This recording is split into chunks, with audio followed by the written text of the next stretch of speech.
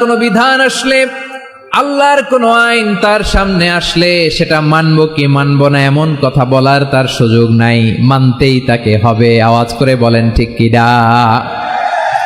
এই আয়াতের পরেই আল্লাহ বলছেন, ওয়ামা কানা লি মুমিনিন ওয়ালা মুমিনাতিন ইযা কাদাল্লাহু ওয়া রাসূলুহু আমরান আন ইয়াকুনা লাহুমুল খিয়ারাতু মিন আমরিহিম। আল্লাহর পক্ষ থেকে কোনো বিশ্বাসী নারী পুরুষের সামনে যখন কোনো বিধান আসে, কোনো আইন আসে, তখন সে আইন সে মানবে না এমন কোনো অপশন তার নাই। মানলেও হবে, না মানলেও হবে, এমন কোনো অপশন আছে নাকি বলেন? এমন কোনো অপশন নাই। আল্লাহর আদেশ আসার সাথে সাথেই সেটার সামনে আমরা সারেন্ডার। ঠিক কিনা বলেন? আল্লাহর আদেশ আসলেই সারেন্ডার, আল্লাহর কথা আসলেই সারেন্ডার। এখানে আমার কথা চলবে? প্রিয় ময়মনসিংহবাসী, আওয়াজ করে বলেন, আল্লাহর আদেশের সামনে আমার নিজের কোনো ইচ্ছা আছে? আমার কোনো কথা আছে? যারা আল্লাহর আদেশের সামনে নিজেকে সঁপে দেয়, যারা আল্লাহর আদেশের সামনে নিজের ইচ্ছাকে বিসর্জন দেয়, যারা আল্লাহর বিধানের সামনে নিজের কথা, খায়েশ সবকিছুকে স্যাক্রিফাইস করে, তারাই হচ্ছে মুসলিম। সুবহানাল্লাহ বলেন। এজন্য আল্লাহ বলেন, আমার প্রিয় বান্দাদের প্রথম বৈশিষ্ট্য তারা হচ্ছে ইন্নাল মুসলিমিনা ওয়াল মুসলিমাতি, তারা আমার বিধানের সামনে আত্মসমর্পণ করে, আমার আইনের সামনে আত্মসমর্পণ করে, আমার কথার সামনে তারা কোনো কথা বলে না। কারণ গোটা দুনিয়ায় আকাশে কিংবা জমিনে যেখানেই যেটা থাক না, সব সারেন্ডার করেছে এক সত্তার সামনে। জোরে বলেন তিনি কে? রব্বুল আলামিন বলেন, ওয়ালাহু আসলামা মান ফিস সামাওয়াতি ওয়াল আরদি তাওআন ওয়া কারহা ওয়া ইলাইহি ইউরজাউন। আকাশ কিংবা জমিনে যেখানেই যেটা থাকে না, সব কিছু সারেন্ডার করেছে একজনের সামনে। আওয়াজ করে বলতে হবে তিনি কে? সব আল্লাহর সামনে সারেন্ডার করে। সারেন্ডার। আমরাও আল্লাহর ইচ্ছার সামনে সারেন্ডার। আল্লাহর কোনো বিধান দিয়ে যদি কেউ কোনো নসিহত করে, আপনি শুনবেন না? না রেগে যাবেন? আল্লাহর আইন দিয়ে যদি আপনাকে আদেশ করা হয়, উপদেশ দেয়া হয়, আপনি শুনবেন না? নাকি রিয়্যাক্ট করবেন? না, খবরদার, রিয়্যাক্ট করা যাবে না। আল্লাহর বিধানের সামনে বিশ্বাসী বান্দার কোনো অপশন থাকে না, কথা থাকে না। চিল্লায় বলেন ঠিক কিনা? ঠিক যেমন সাইয়েদনা ইব্রাহিম আলাইহিস সালাম আত্মসমর্পণ করেছেন।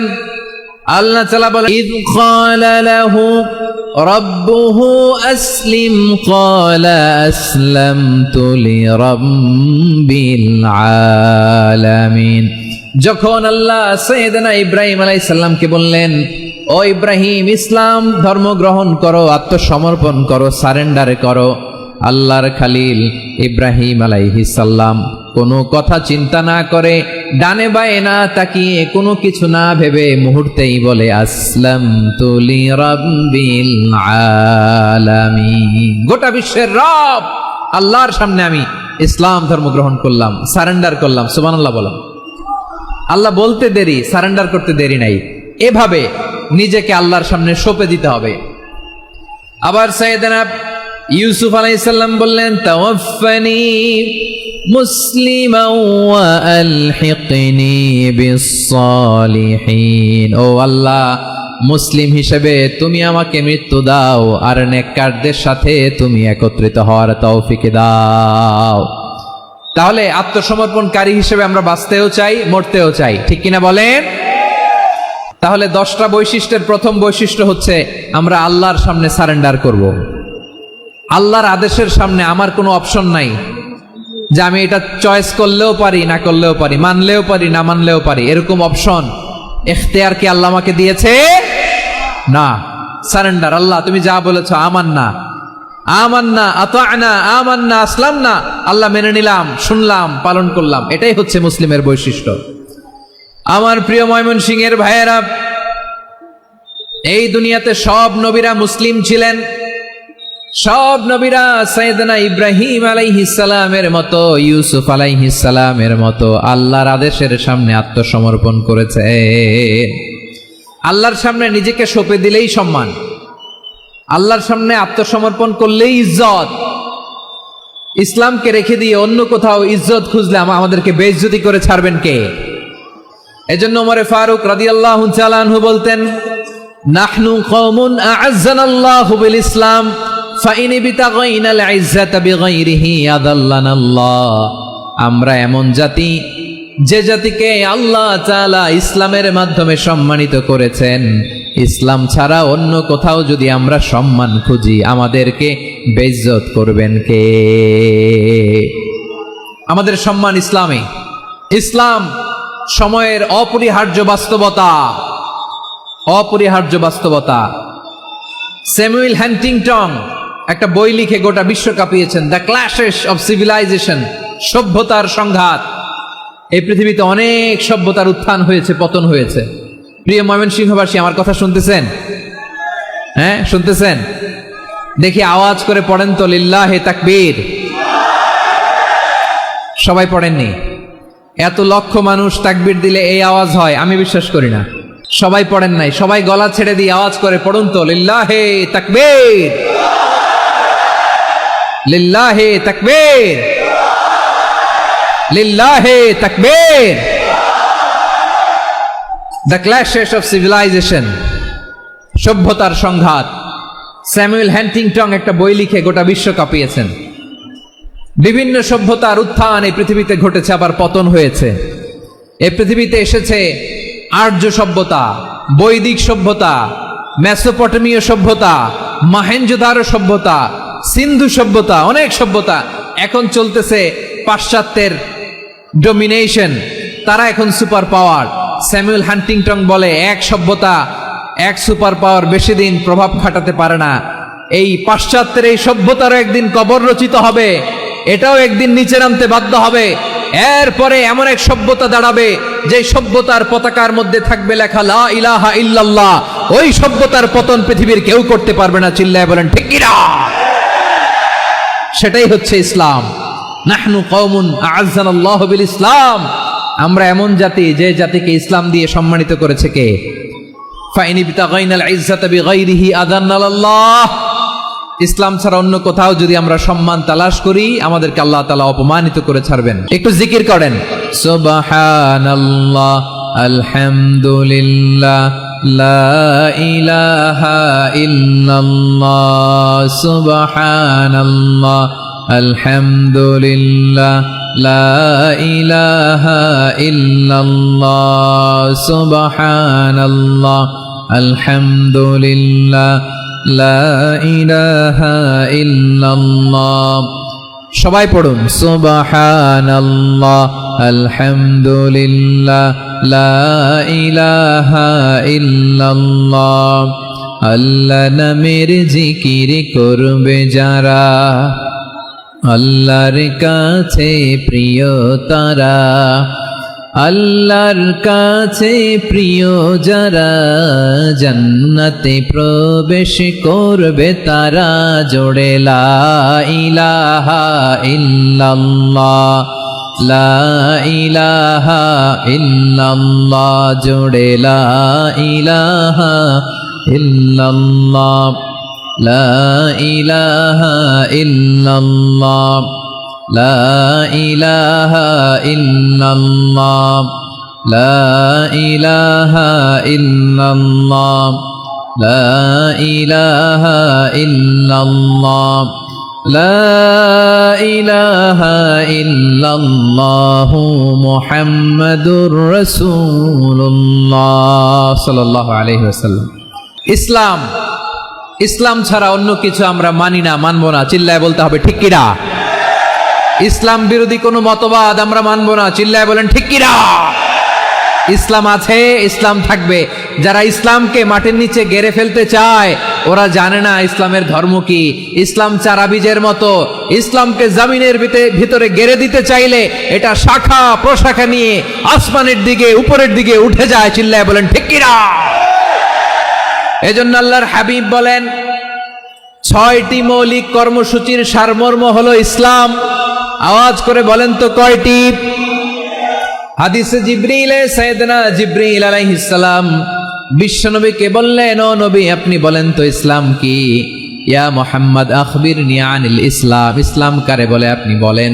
আল্লাহর হাবিব বললেন, আল ইসলামু আন তাশহাদা আন লা ইলাহা ইল্লাল্লাহ ওয়া আন্না মুহাম্মাদার রাসূলুল্লাহ ওয়া তুকিমাস সালাতা ওয়া তুতিয়াজ যাকাতা ওয়া তাসুমা রমাদানা ওয়া তাহুজ্জাল বাইতা মান ইসতাতাআ ইলাইহি সাবিলা।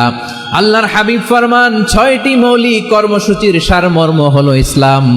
এক হলো তুমি সাক্ষী দিবা আল্লাহ ছাড়া কোনো ইলাহ নাই, মুহাম্মদ ছাড়া রাসূল নাই, তিনি আমাদের রাসূল। সালাত কায়েম করবা, যাকাত আদায় করবা, সামর্থ্য থাকলে আল্লাহর ঘরে হজ করতে যাবা। এই 6টা কর্মসূচির সারমর্মের নাম হলো ইসলাম।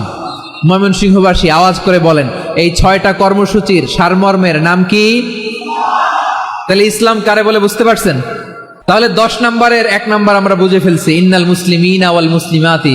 আল্লাহ বলেন, মুসলিম পুরুষ এবং নারী আমার কাছে প্রিয়, যারা আমি আল্লাহর আদেশের সামনে নিজেদেরকে সোপর্দ করে দেয়, সারেন্ডার করে দেয়, আমি আল্লাহর বিধানের সামনে নিজেকে সঁপে দেয়, আমি আল্লাহর ইচ্ছার সামনে নিজের ইচ্ছা বিসর্জন দেয়, আমি আল্লাহর সামনে সে সারেন্ডার করে, আত্মসমর্পণ করে, সেই মুসলিম। ঠিক কিনা বলেন? তাহলে 1 নম্বর বৈশিষ্ট্য ইন্নাল মুসলিমিনা ওয়াল মুসলিমাতি। এরপরে আল্লাহ বললেন ওয়াল মুমিনিনা ওয়াল মুমিনাতি, বিশ্বাসী নারী এবং পুরুষ, আত্মসমর্পণকারী নারী এবং পুরুষ যেমনি আল্লাহর কাছে প্রিয়, ঈমানদার পুরুষ এবং নারীরাও আল্লাহর কাছে প্রিয়। পড়েন সুবহানাল্লাহ। মুমিনিনা ওয়াল মুমিনাতি। দেখেন, আমি আলোচনার শুরুতেই বলেছি, এই আয়াতে আল্লাহ তাআলা পুরুষদের কথা বলার সাথে সাথে পাশাপাশি কাদের কথা বলেছেন? নারীদের কথা। আওয়াজ করে বলেন, কাদের কথা? নারীদের কথা বলেছেন। এজন্য মুমিনিনা ওয়াল মুমিনাতি, আল্লাহ ঈমানদার পুরুষদের যেমনি পছন্দ করেন, ঈমানদার নারীদেরকেও তিনি পছন্দ করেন। ঈমান মানে হচ্ছে স্বীকৃতি দেওয়া। ঈমান মানে স্বীকৃতি দেওয়া। কিসের স্বীকৃতি? বিশ্বাসের স্বীকৃতি। কিসের? মাশাআল্লাহ, বিশ্বাসের স্বীকৃতি। এই পৃথিবীতে বিশ্বাসের দাম বড্ড বেশি। এই পৃথিবীতে সবচেয়ে দামি জিনিস কি? বিশ্বাস। বিশ্বাস ছাড়া এই জগৎ চলে? স্বামী স্ত্রীর সম্পর্ক কিসের উপর টিকে থাকে বলেন তো? হ্যাঁ, বিশ্বাসের উপর টিকে থাকে। স্বামী স্ত্রীর সম্পর্ক টিকে থাকে বিশ্বাসের উপর। আচ্ছা, পার্টনারশিপে যারা ব্যবসা করেন, পার্টনারশিপের বিজনেস, এটা টিকে থাকে কিসের উপর? বিশ্বাসের উপর। এই জগৎটাই চলে বিশ্বাসের উপর। বিশ্বাসীরা এই পৃথিবীতে না থাকলে আল্লাহ এই পৃথিবীও টিকায় রাখতেন না। একজন বিশ্বাসী এই পৃথিবীর বুকে বেঁচে থাকলে আল্লাহ তাআলা এই পৃথিবী ধ্বংস করবেন না। চিল্লায় পড়েন আল্লাহু আকবার। এই পৃথিবীর সবচেয়ে দামি বস্তু বিশ্বাস, সবচেয়ে দামি। বিশ্বাস দিয়ে এই পৃথিবী চলে। এজন্য জ্ঞানীরা বলে, বিশ্বাসে মিলায় বস্তু, তর্কে বহুদূর। বলে না? বিশ্বাসে মিলায় বস্তু, তর্কে বহুদূর। বিশ্বাসে এই পৃথিবী টিকে থাকে। আচ্ছা দেখেন, ঢাকা থেকে একজন লোক কক্সবাজার যাবে। প্রিয় ময়মনসিংহবাসী আওয়াজ করে বলেন, কই যাবে? ডবল ডেকার বাস আছে না, যেগুলোতে ঘুমায় ঘুমায় যাওয়া যায়। তো দেখবেন অনেক প্যাসেঞ্জার বাসে উঠে আস্তে করে ব্ল্যাঙ্কেট নিয়ে, কম্বল নিয়ে ঘুম দিতেছে। ঘুম দেখেন তার কি বিশ্বাস ড্রাইভারের উপরে। এই বাস তো তারে চালাইতে চালাইতে নওগাঁ নিয়ে যেতে পারে, এই বাস তো তারে নিয়ে পঞ্চগড় ছেড়ে দিতে পারে, কিন্তু তার কোনো টেনশন নাই। সে দেখবেন ব্ল্যাঙ্কেট নিয়ে, কম্বল নিয়ে দিছে জনমের ঘুম। এর কারণ তার বিশ্বাস আছে যে সকালবেলা এই বাস কক্সবাজারেই পৌঁছবে। দেখেন বিশ্বাসের কত দাম। ঢাকা থেকে জেদ্দা ওমরা করতে যারা যান, দেখবেন 40,000 ফিট উপরে বিমানে অনেকে কম্বল চাপা দিয়ে ঘুম দিতেছে। ঘুম। এই বিমান 40,000 ফিট উপর দিয়ে পাইলট চালায়া এটাকে আফ্রিকার জঙ্গলে নিয়ে যায় নাকি ভারত মহাসাগরে নিয়ে যায়, তার কোনো টেনশন নাই। সে ঘুম, কারণ তার পাইলটের উপর, এই এয়ারলাইন্সের উপর বিশ্বাস আছে যে সকালবেলায় এটা জেদ্দা আন্তর্জাতিক বিমানবন্দরে ল্যান্ড করবে। ঠিক কিনা বলেন? বাবা তার কলিজার টুকরো সন্তানকে, ছোট্ট ছেলেটাকে দেখবেন মাঝে মাঝে আদর করে এরকম শূন্যে ছুঁড়ে মারে। আপনারা মারেন? ময়মনসিংহের বাবারা বাচ্চাদের সাথে এরকম মজা করেন না? তো উত্তর দেন না কেন? আপনারা করেন? বাবা তার সন্তানকে, ধরেন ছোট্ট মেয়েটাকে আদর করে কোলে তুলে এরকম শূন্যে ছুঁড়ে মারে। তো মেয়েটাকে শূন্যে ছুঁড়ে মারলে দেখবেন মেয়েটা খিলখিল করে হাসে, খিলখিল করে হাসে। ও যদি নিচে পড়ে ওর হাতও ভাঙবে, পাও ভাঙবে, তারপরেও হাসে। কেন হাসে? কারণ মেয়েটার বিশ্বাস আছে যে আব্বু আমারে ছাড়বে না, আব্বু আমাকে ঠিকই ধরে ফেলবে। চিল্লায় বলেন ঠিক কি না? ও আমার প্রাণের ময়মনসিংহের ভাইরা, এই জমিন চলে বিশ্বাসে। বিশ্বাস এই পৃথিবীর সবচাইতে দামি সম্পদ। এজন্য একজন বিশ্বাসী জমিনের মধ্যে বেঁচে থাকলে জমিনের উপর আল্লাহ প্রলয়ঙ্কারী কিয়ামত দিবে না। এজন্য আল্লাহ বললেন ওয়াল মুমিনিনা ওয়াল মুমিনাতি, বিশ্বাসী পুরুষ এবং নারীকে আমি আল্লাহ বড্ড ভালোবাসি। তারা এমন ভাবে বিশ্বাস করে না দেখে বিশ্বাস। আল্লাহ বলছেন আল্লাযীনা ইউমিনুনা বিল গায়বি ওয়া ইউকিমুনাস সালাহ, আমার বিশ্বাসী বান্দারা না দেখে বিশ্বাস করে। অদৃশ্যের প্রতি তারা বিশ্বাস রাখে, না দেখে বিশ্বাসটাই আসল বিশ্বাস, ঠিক কিনা বলেন? আচ্ছা, বুঝে থাকলে উত্তর দেন। আমার হাতে 3টা চকলেট নিয়ে যদি আমি বলি এই যে আমার হাতে চকলেট, তুমি বিশ্বাস করো? আপনি তো বলবেন করি, কারণ চকলেট তো দেখা যায়, বিশ্বাস না করে যাবেন কই? কিন্তু আপনারা না দেখায়া 3টা চকলেট এরকম মুষ্টিবদ্ধ করে পিছনের দিকে নিয়ে যদি বলি বন্ধু আমার পিছনে ডান হাতের মুঠায় কিন্তু 3টা চকলেট আছে, বিশ্বাস করো? ও না দেখেও যদি বলে বন্ধু তুই যেহেতু বলছিস বিশ্বাস করি, যদি করে এটাই আসল বিশ্বাস, না দেখে বিশ্বাস করাটাই আসল বিশ্বাস। চিৎকার করে বলেন ঠিক কি না? এজন্য আল্লাহ বললেন না দেখে বিশ্বাস হলো আসল বিশ্বাস। অদৃশ্যের প্রতি বিশ্বাসকে বলে প্রকৃত বিশ্বাস। আল্লাযীনা ইউমিনুনা বিল গায়ব, আমার বান্দারা না দেখে আমি আল্লাহর উপর বিশ্বাস করে।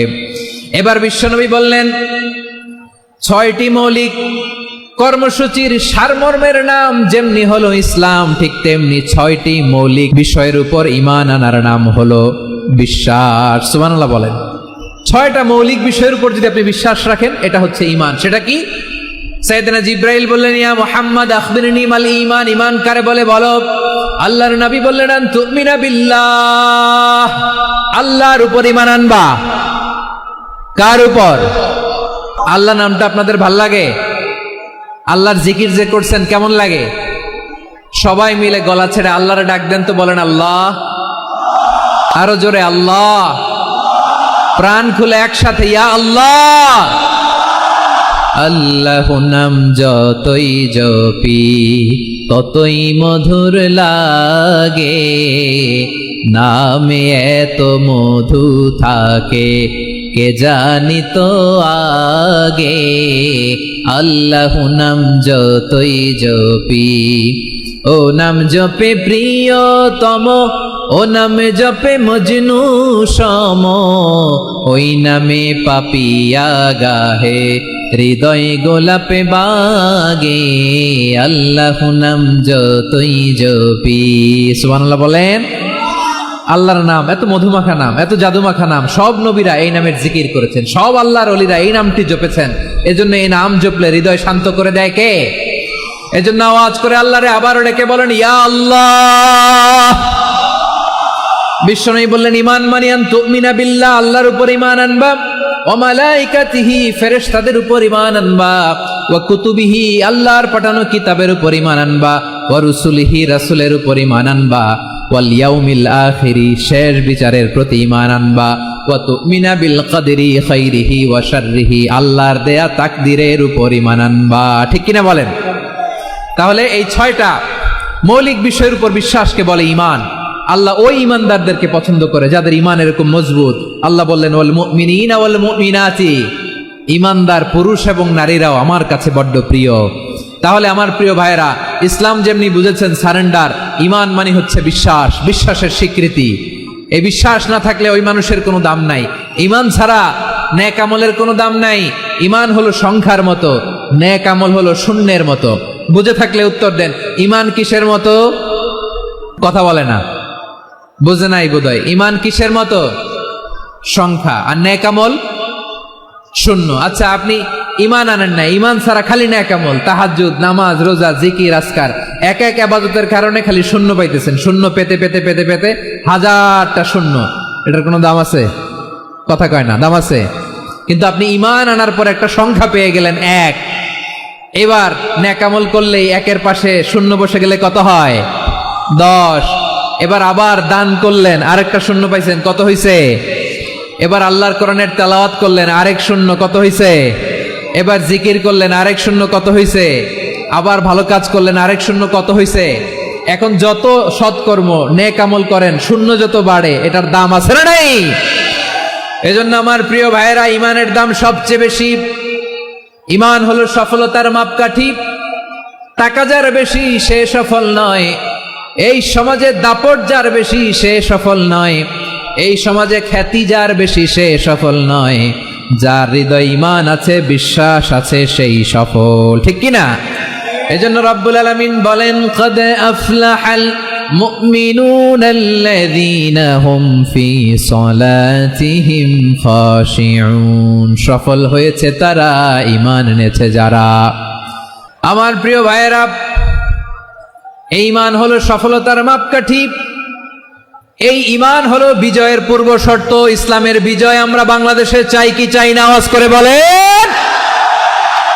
রব্বুল আলামিন বলেন, ওয়ালা তাহিনু ওয়ালা তাহজানু ওয়া আনতুমুল আ'লাউনা ইন কুনতুম মুমিনিন। তোমরা চিন্তিত হয়ো না, ভেঙে পড়ো না, হতাশ হয়ো না, চিন্তিত হয়ো না, তোমাদেরই বিজয় হবে যদি তোমরা মুমিন হও। ঠিক কিনা বলেন? আপনারা কি অত্যাচার, আযাব, জুলুম দেখে ভয় পান? হ্যাঁ, নবীদের উপর অত্যাচার ছিল কি ছিল না? সাহাবাদের উপর ছিল কি ছিল না? এজন্য কোনো অত্যাচার, হুমকি, দামকি, জেল, জরিমানা মুমিনকে তার ঈমানের রাস্তা থেকে এক বিন্দু পরিমাণ পেছনে হটাতে পারে না। চিল্লায় বলো ঠিক কিনা? আমরা জেনে বুঝেই এই রাস্তায় এসেছি, এই রাস্তা থেকে আমাদেরকে কেউ পেছনে সরাতে পারবে না। চিৎকার করে বলেন ঠিক কিনা? আল্লাহ আমাদেরকে সুসংবাদ দেন, ওয়ালা তাহিনু ওয়ালা তাহজানু ওয়া আনতুমুল আ'লাউনা ইন কুনতুম মুমিনিন। হতাশ হয়ো না, নিরাশ হয়ো না, ভেঙে পড়ো না, তোমাদেরই বিজয় হবে যদি তোমরা মুমিন হও। এজন্য ঈমানের পথে আমরা থাকতে চাই কি চাই না? ঈমানের পথে অবিচল থেকে আমার মরণ যেন হয়। সবাই পড়েন আমিন। ঈমানের পথে অবিচল থেকে আমার মরণ যেন হয়। তোমারই কাছে মিনতি আমার, তোমারই কাছে মিনতি আমার, মহামহিম দয়াময়। ঈমানের পথে অবিচল থেকে আমার মরণ যেন হয়। পড়েন আমিন। তাহলে ইন্নাল মুসলিমিনা ওয়াল মুসলিমাতি, আল্লাহ বলে যে নারী এবং পুরুষ আমি আল্লাহর বিধানের সামনে আত্মসমর্পণ করে তাদের আমি ভালোবাসি। আবার যে নারী এবং পুরুষ আমার উপর, আখিরাতের উপর, নবীর উপর বিশ্বাস স্থাপন করে তাদেরকে আমি ভালোবাসি। বিশ্বাস হলো সবচাইতে দামি। ঠিক কিনা? তাহলে মুসলিমিন মুসলিমাত গেল, মুমিনিন মুমিনাত গেল। এরপরে আল্লাহ তাআলা বলেন, ওয়াল কানিতিনা ওয়াল কানিতাত। অনুগত নারী ও পুরুষ, অনুগত, obedient to Allah, they present their highest loyalty to Allah। যারা আল্লাহর সামনে নিজেদের আনুগত্যের সর্বোচ্চ নমুনা পেশ করে, যারা আল্লাহর সামনে অনুগত হয়ে অটল থাকে, আল্লাহর আনুগত্যে নিজেকে যারা পেশ করে তাদেরকে বলে কানিতিন, কানিতাত। অনুগত বান্দা এবং বান্দি, অনুগত পুরুষ এবং নারী। ওয়াল কানিতিন ওয়াল কানিতাত, অনুগত বান্দা বান্দিদেরকে আল্লাহ বড্ড ভালোবাসেন। আল্লাহ বলেন, হাফিযু আলাস সালাওয়াতি ওয়াস সালাতিল ওয়ুসতা ওয়া কুমু লিল্লাহি কানিতিন। তোমরা নামাজগুলোকে যত্নের সাথে আদায় করো, বিশেষ করে মধ্যম নামাজ, আসরের নামাজ। আর আমি আল্লাহর সামনে যখন দাঁড়াবা, আমি আল্লাহর সামনে যখন দাঁড়াবা অনুগত হয়ে দাঁড়াবা। আল্লাহর সামনে নামাজে যখন দাঁড়াবো অনুগত হয়ে দাঁড়াবো। অনুগত, আনুগত্যের সর্বোচ্চ টুকুন আমরা আল্লাহর সামনে পেশ করব।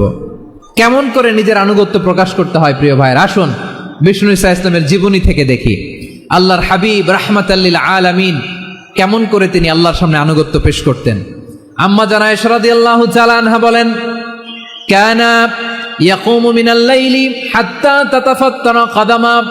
আমার নবী তাহাজ্জুদের যায় নামাজে যখন দাঁড়াতেন, এত লম্বা সময় দাঁড়িয়ে দাঁড়িয়ে তিনি কিয়াম করতেন, কেরাত পড়তেন। দাঁড়িয়ে থাকতে থাকতে থাকতে থাকতে আমার নবীর বরকতপূর্ণ, আমার নবীর মোবারক পা দুটো এইরকম ফুলে যেত।